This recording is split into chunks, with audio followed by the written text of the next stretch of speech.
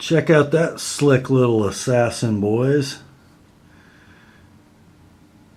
From the sharpening bench, we're going to talk about the Benchmade 530 Pardue. Pretty interesting little blade. Stay tuned.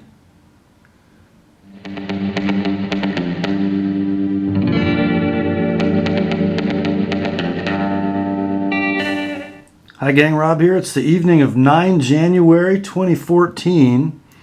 And I've got a pretty cool little blade to show you tonight from the sharpening bench. This one's sent to me from my YouTube viewer and sharpening customer, Paul, fellow Hoosier from Indiana.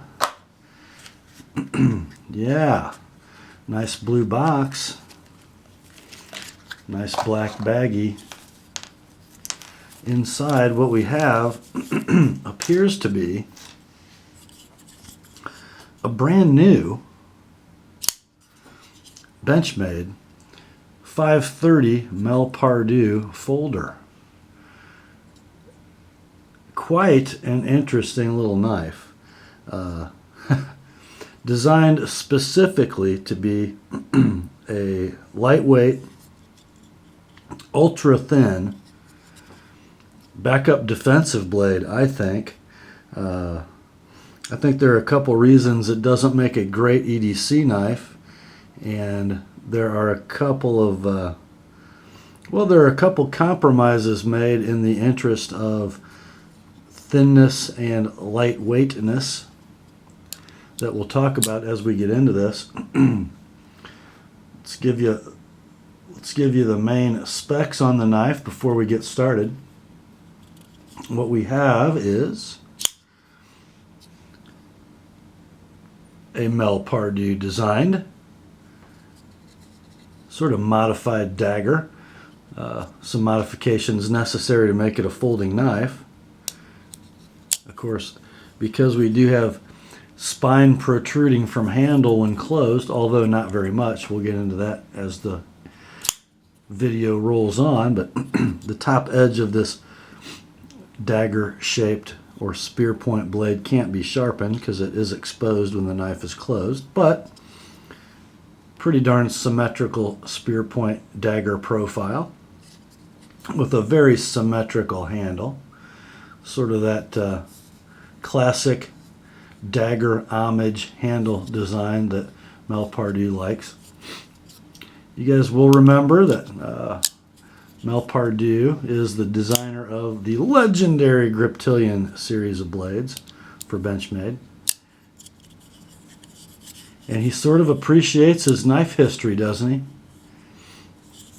If we're going to make an ultra concealable, ultra lightweight defensive backup blade that's going to be usable pretty much for close quarters stabbing, it might as well look and act and feel like a dagger in hand.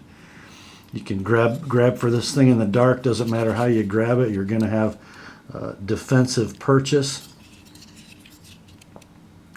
and it's going to penetrate. So this gorgeous spear point blade is constructed as most inexpensive Benchmades are, from 154 cm steel. Blade length on this thing is 3 1/4 inches. Handle length is 4.17 inches, so really good blade to handle ratio. Overall length open 7.42 inches. The stock thickness of the blade is 90 thousandths. The thickness, yeah, check this out, guys. The thickness, 0.37 inches. It's paper thin. Weight, this is the mind blower. Remember, 3 1/4 inch blade, 1.88 ounces. The handle material is not Norol GTX like the Griptilians, although it is a fiberglass reinforced polymer. This one is Grivery or Grivery. It's very rigid, and it takes a nice molded texture very well. the ridges, or the ridges in the handle sides are very reminiscent of the polymer handled Presidios, the lightweight Presidios. They really grab the thumb. The standard stainless steel liner jimping in the spine actually might be a little more effective than most Benchmades. Then you've got this beautiful little sort of micro thumb ramp. It is a full 4-finger grip knife. And I said I don't really classify this as a great EDC blade for a couple reasons. Not a lot of belly. The main bevel grind from sort of mid-breadth to the cutting edge is sort of very short. And even though the blade's only 90 thousandths thick and does come to a pretty thin profile behind the edge, it's a steep run. 10 or 11 degrees inclusive on this main bevel. So although it's a thin blade, not as great a slicer as it could be. And the handle is it's really thin. It's pretty good for getting a saber grip or a side grip on and making a thrust, but there's a lot of hot spots when you're working with this handle. If your EDC work is really light duty and you're just after sort of the classic styling and character of this knife, then yeah, it makes a pretty good EDC blade. But for just plain working utility, you could do better. But it is super pocketable. I mean, super pocketable. The clip is Benchmade's split arrow clip. It rides adequately deep. This is a painted split arrow, though, not a parkerized. Of course, I would prefer parkerized. Most of you would. They just wear better. The mechanism on this knife is Benchmade's axis lock, but it is a little different than most axis locks. If you look at the actuating studs or buttons, they're smooth, they're not terraced, they actually have a little dish in the middle. They don't really deploy. It's very hard to work from one side. Actually, it works okay with my left thumb, and this might just be a function of break-in, but with the right thumb, just very hard to actuate.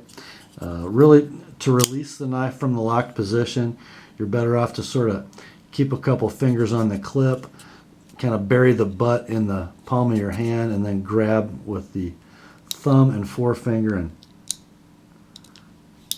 you can sort of sling it down. I don't want to ram the point into my table here, but it doesn't really work as slickly as like a 940 does, or even a mini grip. But with some practice, you can kind of get used to that, I'm sure. And it's not a blade that really wants to swing freely without developing a little blade play. The internals are just much lighter weight and maybe not quite as precisely flat as some of the other axis lock knives. Now, I have disassembled this knife and polished washers and lubed it. It's just not the freest axis lock knife I've ever held in my hand. It might get better. If I set it up any looser than this, I did get a little side-to-side blade play. So, not the slickest operating axis lock. And something else about it, if you notice when I pull the axis lock back, it forces the blade out to this position because of the way it rests. Most axis lock knives, and I'm going to point with my Rat 2, most axis lock knives, when closed, the axis bar will rest right here in this relief choil. On the Pardue, I don't know if you can see in there, but there is a recess down there that buries over that axis lock bar. What that does is it allows the knife to close much more deeply into the handle. So although we've got a pretty broad spear point blade, it fits down into a pretty narrow handle, and the closed profile of the knife is very, very narrow. Not just thin, but narrow, meaning not broad, this dimension. Super pocketable little blade. Another thing that makes it a little harder to actuate than most Benchmade axis lock, these tiny little thumb studs. And if you notice, they barely protrude past the handle, and I think if I square that up, you can't even see the thumb studs, and they're buried very close to the handle. Now, they're not hard to get when opening, but they are tiny. And they also do not affix to the handle in standard Benchmade fashion. Most Benchmade thumb studs are two-piece and they're threaded. The female threads actually are like a locating pin through the blade. So they're that female side is shouldered in, and then the male threads just hold the stud together. On this knife, the male threads are the locating pin, so to speak. The female side is not shouldered. So it's a little more lightly constructed thumb stud, not going to be quite as strong over time.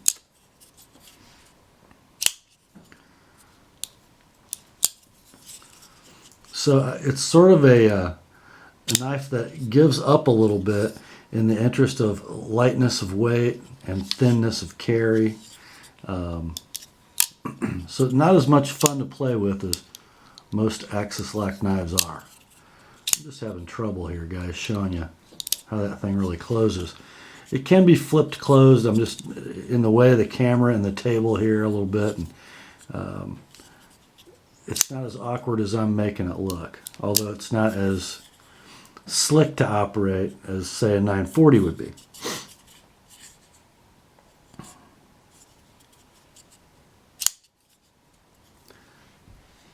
I do want you to take a close look at this blade, and especially the edge, because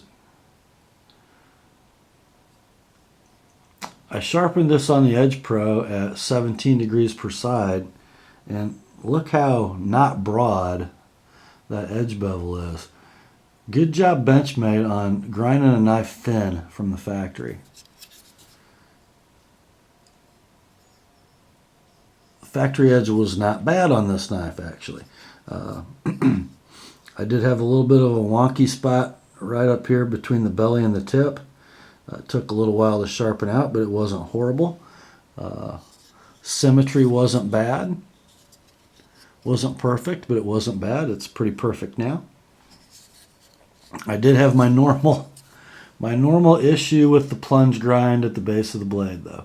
I did have to extend the sharpening relief just a little bit to get past the plunge grind, but I think our base of our edge turned out pretty well. Didn't have to move it much, and it came out great. Let's see if it got sharp, shall we? Bringing our sacrificial paper from the Natchez Shooter Supply catalog, and let's take a couple swipes here. Oh my! My buddy Campfire Talk thinks Benchmade's 154 cm gets extremely sharp. And, whoops, that was a bad pass. My fault, not the knife. I'm not really going to argue with him, I don't think. Let's see if it turns well. Not bad. Pretty darn sharp, wouldn't you say?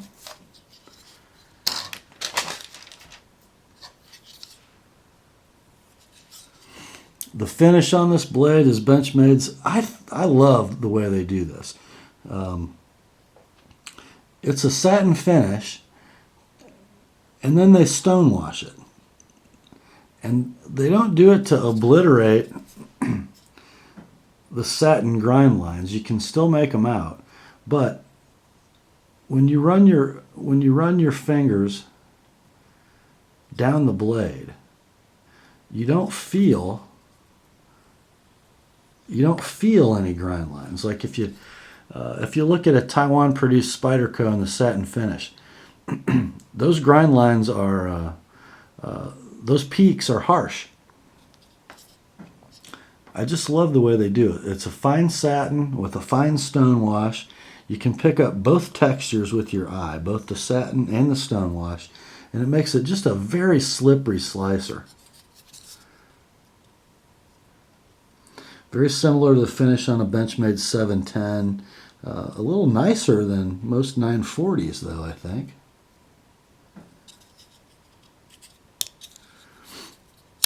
So, a normal axis lock Benchmade with all those great advantages. Not quite as slick to operate as most axis locks because of some of the changes made for the sake of design and more for function than form. And sort of a half-lined Grivery handle. So here's the rub on this knife for me. Not great EDC utility. More of sort of a budget collectible than a great utility knife. And a lightly built axis lock mechanism with 154 cm steel. So what should a knife like this be priced at? In my mind, it should be a little less than a Griptilian. So I'd like to see this knife sell for, between $50 and $65. It'd be a super great entry-level axis lock at that number, but it's not. It's actually more expensive than a full-size grip. Most of your online retailers and your better eBay stores are going to sell this knife for about $90. I think you have to really like it to spend $90 for it.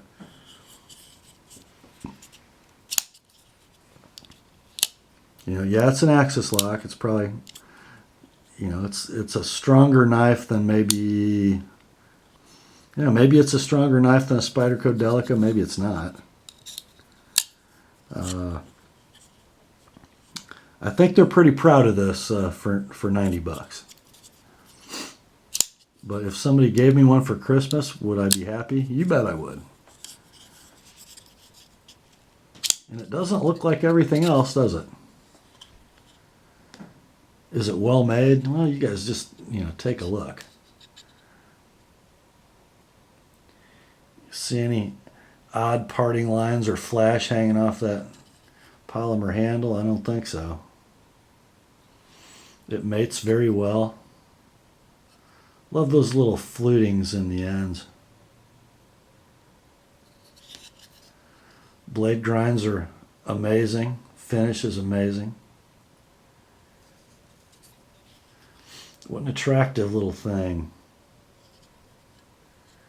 Probably not my cup of tea, but that's the cool thing about tea and knives. It's pretty subjective, isn't it? A well-made knife can be styled so some people love it and some people don't, and that's just fine, isn't it?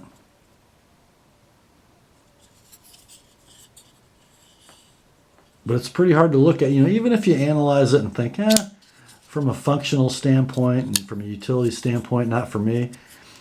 I get that. I'm with you. But when you look at it, how can you not look at this knife and say, that thing's cool? Because it's cool. Great job, Benchmade. I thought you guys would like to see this one before I send it back to its owner. Paul, I hope you're happy with the way your knife works when you get it back. I think it came out pretty sweet.